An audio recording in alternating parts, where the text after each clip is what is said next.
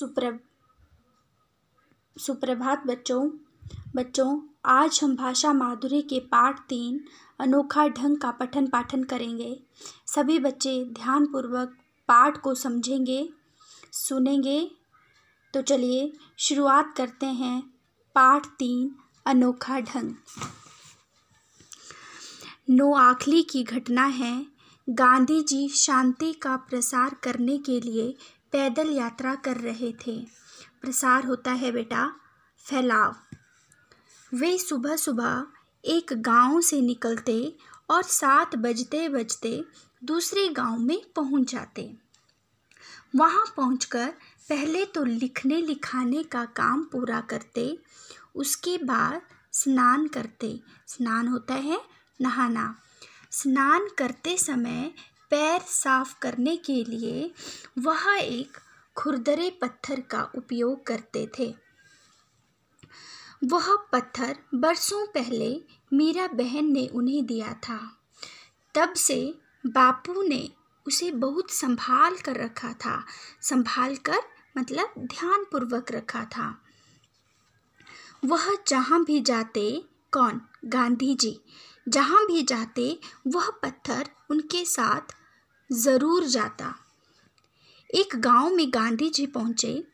उनके स्नान की व्यवस्था प्रबंध करने वाला व्यवस्था करते समय मनु बहन ने देखा कि पत्थर तो वहाँ है नहीं।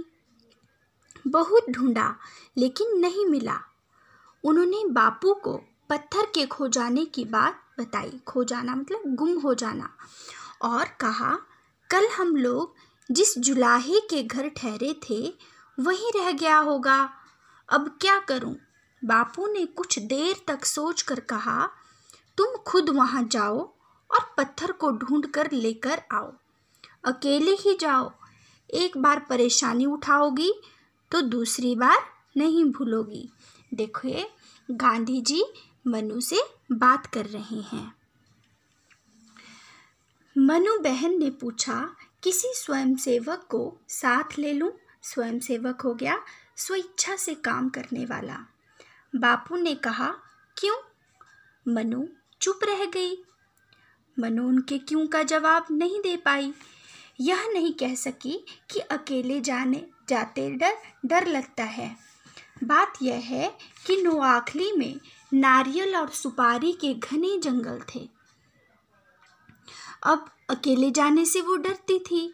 जहाँ गांधी जी ने उसे भेजा, जुलाहे के घर, जुलाहे मतलब कपड़ा बुनने वाला, जुलाहे के घर भेजा था, तो वहाँ पे क्या था? बहुत घने नारियल और सुपारी के जंगल थे। अकेला रास्ता था, कोई भी वहाँ भूल सकता था। इसके अलावा मनु तब 15-16 साल की थी। मनु की आयु छोटी थी। 15-16 साल की अकेली लड़की कैसे जा पाएगी ऐसे जंगली रास्ते से? अकेली कभी गई भी नहीं थी। लेकिन बापू के क्यों का जवाब उसे देते नहीं बना। जिस रास्ते से वे लोग आए थे उसी रास्ते पर चल पड़ी। पैरों के निशानों को देखती खोजती वह किसी न किसी तरह अगले गांव में पहुंच गई। जुलाहे का घर भी मिल गया। उस घर में बुढ़िया रहती थी। उसने मनु को देखते ही पहचान लिया कि वह वही लड़की है जो बापू के साथ कल उनके घर ठहरी थी। बापूजी मतलब गांधी जी। उसने बड़े स्नेह होता है प्रेम, प्यार, बड़े स्नेह से मनु का स्वागत किया।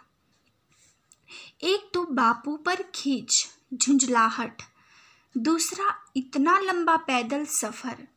मनु का तो बुरा हाल था। उसने बुढ़िया को अपने आने का कारण बताया। बुढ़िया बेचारी को क्या पता कि पत्थर का वह टुकड़ा इतना अनमोल है। अनमोल मतलब कीमती है, अमूल्य है। उसने तो उसे कूड़े के साथ कहीं फेंक दिया था। अब बुढ़िया बेचारी को क्या पता था कि वह पत्थर इतना कीमती है, इतना अमूल्य है। उसने उसको कूड़े में फेंक दिया था। दोनों मिलकर ढूंढने लगी। क्या ढूंढने लगी? पत्थर को। भाग्य की बात, पत्थर मिल गया। अब उस पत्थर से क्या करते थे बापूजी? अपने पैरों को साफ करते थे। किसने दिया था वो पत्थर? मीरा बहन ने दिया था। अब मनु की खुशी का ठिकाना न रहा। जब उसे वो पत्थर मिला तो वो बहुत खुश हो गई और सुबह 7:30 बजे मनु घर से निकली थी। लौटी तो 1 बज चुका था। अब देखो कितना समय उसे जाती बार लगा। वहाँ पहुँची, उसके बाद वो 1 बजे वापस घर में पहुँची। 15 मील चलना पड़ा। थककर चूर हो गई थी। अब इतनी छोटी उम्र की लड़की जब पैदल रास्ता जाएगी तो थकान तो होगी ही। अब आप बच्चे भी जब पैदल जाते हैं, ठीक है, भूखे प्यासे होते हैं तो आप भी थक जाते हैं। तो उसी तरह मनु भी थककर चूर हो गई थी। भूख भी बड़ी ज़ोरों से लगी थी। वह सीधे बापू के पास पहुंची और उनकी गोद में वह पत्थर डालकर रो पड़ी। देखिए इस चित्र में किस तरह से गांधी जी ने बापूजी की गोद पर मनु बहन रो रही है और वह पत्थर उनकी गोद पर रखा हुआ है। किस तरह से आंसू बहाना शुरू किए हैं मनु बहन ने। बापू ने प्यार से कहा, इस पत्थर के बहाने आज तेरी खूब परीक्षा हुई। जानती है यह पत्थर 25 साल से मेरा साथी है। देखो 25 साल से जो पत्थर था वो बापूजी के साथ ही था। जेल में गए गांधी जी, जेल में गए तो वो पत्थर साथ में था। महल में रहे तब भी वो पत्थर साथ था। यह सदा मेरे साथ रहता है। कौन? जो पत्थर था, जो किसने दिया था? मीरा बहन ने दिया था, पैर साफ करने के लिए। ऐसे पत्थर और भी मिल सकते हैं लेकिन लापरवाही उचित नहीं है। देखिए पत्थर तो कितने सारे मिल सकते थे लेकिन लापरवाही उचित नहीं है। लापरवाह होना अच्छी बात नहीं है। मैं तुम्हें यही सिखाना चाहता था। देखिए बापूजी क्या सिखाना चाहते थे मनु बहन को कि लापरवाह अच्छी बात नहीं है। मनु ने कहा, बापू अगर मैंने कभी भगवान का नाम सच्चे दिल से लिया तो आज। बापू ने कहा, मैं स्त्रियों को निडर बनाना चाहता हूँ। क्या बनाना चाहते थे गांधी जी? स्त्रियों को निडर बनाना चाहते थे। केवल तुम नहीं, आज मैं भी कसौटी पर कसा गया। कसौटी, परीक्षा, परख। मनु ने कुछ कहा तो नहीं लेकिन मन ही मन ज़रूर कबूल किया होगा कि सीख देने का ढंग बापू का बिल्कुल अनोखा था।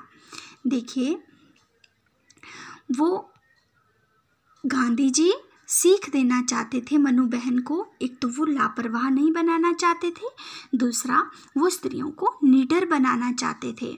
देखिए अगर मनु डर गई होती अकेले जाने से तो वो हमेशा डरी रहती, तो वो कभी निडर नहीं बन पाती। इसलिए वो निडर बनाना चाहते थे। तो मनु बहन ने सोचा कि ये जो बापूजी का जो सीख देने का ढंग था वो बिल्कुल ही अनोखा था। इसलिए पाठ का नाम है अनोखा ढंग। उम्मीद है बच्चों आपको यह पाठ समझ आ गया होगा। तो सभी बच्चे इसके नए शब्द लिखने का अभ्यास करेंगे। धन्यवाद।